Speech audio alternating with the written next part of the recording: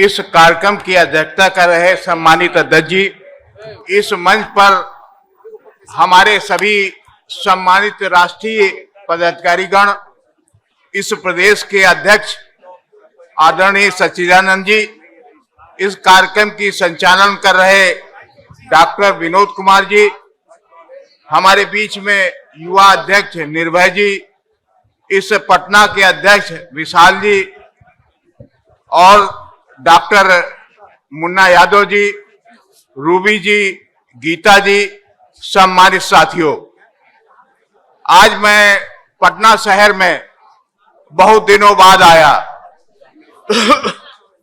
वास्तव में आज आप लोगों के मन में एक विचार आ रहा होगा कि यादव महासभा के 100 साल में यादव महासभा ने क्या किया। निश्चित तौर पर यादव महासभा इस देश में यादवों की पहचान कराने का काम यादव महासभा ने किया, और नहीं तो यहां घोष अध्यक्ष हुए, बंगाल के घोष अध्यक्ष हुए। लोग जानते थे घोष तो ब्राह्मण होते हैं, चाहे साउथ में चक्रपाणी हो, चाहे वो कोई भी हो, सबको, पूरे देश को एक साथ पिरोने का काम यादव महासभा ने किया। और हमारे पूर्वज जो भी अध्यक्ष रहे, बिहार के तो 6 अध्यक्ष यादव रहे, और सबसे बड़ी बात, जो बिंदेश्वरी बाबू जो हाई कोर्ट के एडवोकेट थे, हमारे ताऊजी चौधरी रामगोपाल सिंह, वो ऑल इंडिया यादव महासभा के अध्यक्ष थे।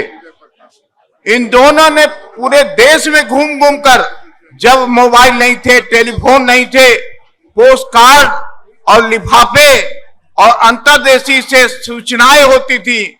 महीनों पहले जो रेलगाड़ी थी वो भी कोयले की इंजन की गाड़ी होती थी, उससे ये लोग जाकर पूरे देश को बांधने का काम किया। और सबसे पहले, आप शायद न जानते हो, एक यादव इतिहास लिखा गया। पहले हमारा कोई इतिहास नहीं था, और यादव इतिहास एक डॉक्टर राजबली पांडे, जिनके द्वारा बिंदेश्वरी बाबू, राजेंद्र प्रसाद यादव और चौधरी रामगोपाल सिंह, तीनों ने मिलकर इस यादवों का इतिहास लिखाने का काम किया। और अंग्रेजों के समय में पहले यादव जाति को अंग्रेज मान्यता नहीं देते थे। अहीर और तमाम जो गोत्र के लोग थे, अलग अलग प्रांतों में अलग अलग गोत्र के लोग अपनी जात का नाम अपने गोत्र के नाम पर लिखते थे। उसको यादव महासभा ने करने का काम किया। इससे बड़ी बात कोई, आज तो तमाम इलेक्ट्रॉनिक मीडिया है, तमाम चीजें हैं। आज अभी आप मद्रास और तमिलनाडु में कोई सूचना करना चाहे तुरंत मिल जाएगी, लेकिन उसमें महीनों जाने आने में समय बर्बाद होता था। ये हमारे यादव महासभा का इतिहास है। आज हमें आवश्यकता इसलिए है, अहीर रेजिमेंट के बारे में तमाम लोग बोले, लेकिन निश्चित तौर पर इस देश में यादवों का जितना बड़ा इतिहास, चाहे कश्मीर की लड़ाई से लेकर, जब कश्मीर हिंदुस्तान से अलग होने की स्थिति में था, तब से लगाकर चाहे 65 हो, 71 हो, 62 हो, सभी लड़ाइयों में, कारगिल में, सभी लड़ाइयों में जितना यादवों का बलिदान है उतना किसी का नहीं है। इसलिए हमारा अहीर रेजिमेंट हमारा अधिकार है, हमें मिलना चाहिए। इसके लिए जो भी करना पड़े हमारे बिरादरी के लोगों को, हमारे समाज के लोगों को करना चाहिए। अभी महिला सशक्तिकरण की बात आई। अभी केंद्र में संसद में एक बिल पास हुआ।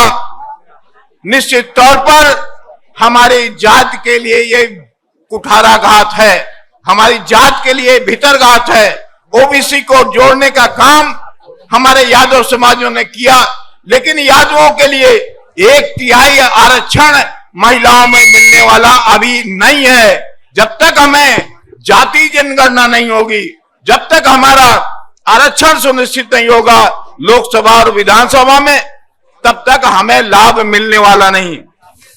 हमें खुशी है जिस तरह से महिलाओं की भागीदारी और हमारी मंजू यादव ने जिस तरह से महिलाओं का एक सम्मेलन रायपुर में किया, वास्तव में ये पहली बार इतिहास में, यादव महासभा के इतिहास में पहली बार महिलाओं का सम्मेलन हमारे रायपुर में हुआ।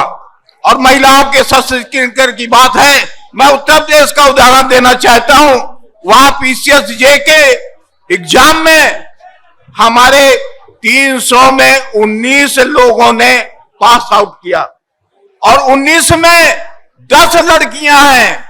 10 लड़कियां ने पीसीएस जे के एग्जाम को पास किया, जबकि 9 लड़कों ने सिर्फ। और इस तरह से महिला सशक्तिकरण की तरफ हमारा ध्यान होना चाहिए। मैं इतना कहना चाहता हूं, हमारे कृष्ण भगवान, हमारी गीता जिस तरह से पूरे विश्व में चर्चा में है, आज अगर हिंदुस्तान की कोई चीज, चाहे वो महात्मा गांधी हो, चाहे भगवान बुद्ध हो, चाहे गीता हो, चाहे कृष्ण हो, इनके लिए पूरे विश्व में जो सम्मान है वो और किसी के लिए नहीं है। आज गीता के बारे में, आज इस्कॉन टेम्पल में आप बैठे हैं, इस्कॉन टेम्पल क्या है? कृष्ण भगवान के लिए जो दूसरे देशों की उनकी अपनी आराधना, उनका सोच है, और गीता के लिए जो सोच है, उसी की स्थापना आज इस्कॉन टेम्पल के रूप में हो रही है। आज कृष्ण भगवान के बारे में तमाम चीजें कहते हैं, लेकिन राम और कृष्ण में अंतर क्या है? राम 12 कलाओं के अवतार थे और कृष्ण 16 कलाओं के अवतार थे। अभी मैंने एक दिन टीवी में देखा कि जो 12 कलाएं राम की हैं और 16 कलाएं कृष्ण की है, इसमें एक चोरी की कला वो कृष्ण की है। कितना बड़ा भ्रमित करने का काम करते हैं। जिसने गीता लिखी हो, श्याम ने माखन नहीं खाया, इन ठगियों ने चोर बताया, अच्छे घर का लाडला, भले घर का सपूत, देखना हो तो देख लो, गीता इतनी करतूत, श्याम ने माखन नहीं खाया।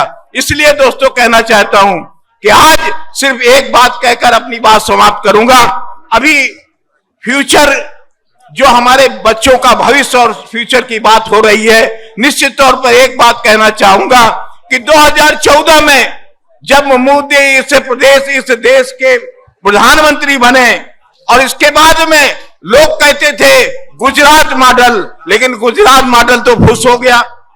गुजरात मॉडल में जो उन्होंने एक प्रधानमंत्री मोदी, एक गृह मंत्री शाह, बस एक मिनट, गृह मंत्री शाह और अनिल अंबानी और मुकेश अंबानी और अडानी के अलावा, लेकिन एक गुजरात मॉडल की मैं चर्चा करना चाहता हूं, उसके बाद मैं अपनी बात समाप्त कर दूंगा।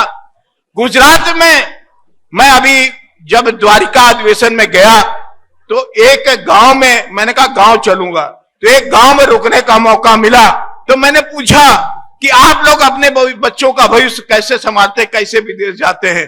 तो उन्होंने जो बताया, बड़े ध्यान से सुनिएगा, कि उन्होंने कहा जब हमारे यहां बच्चा पैदा होता है और इसके बाद में हम कोई फंक्शन नहीं करते, और जब 40 दिन हो जाते हैं इसके बाद में हम लोगों को बुलाते हैं, और जो पानी के होते हैं बड़े बड़े, वो उनको बीच में शक्कर रख देते हैं, और जो रुपया वो उनको बच्चे को मिलता है, और उतना ही रुपया जो परिवार के लोग उसमें जमा करते हैं, और ऐसे वो फ्यूचर सिक्योर करते हैं। ये बात हमें यादव महासभा के अंदर लानी है।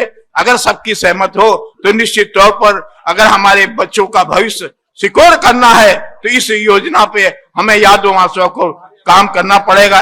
इन्हीं शब्दों के साथ आपने हमारा स्वागत और सम्मान किया। यादव महासभा बिहार की ओर से, बिहार के लिए मेरे को आभार व्यक्त करता हूं। धन्यवाद। जय हिंद।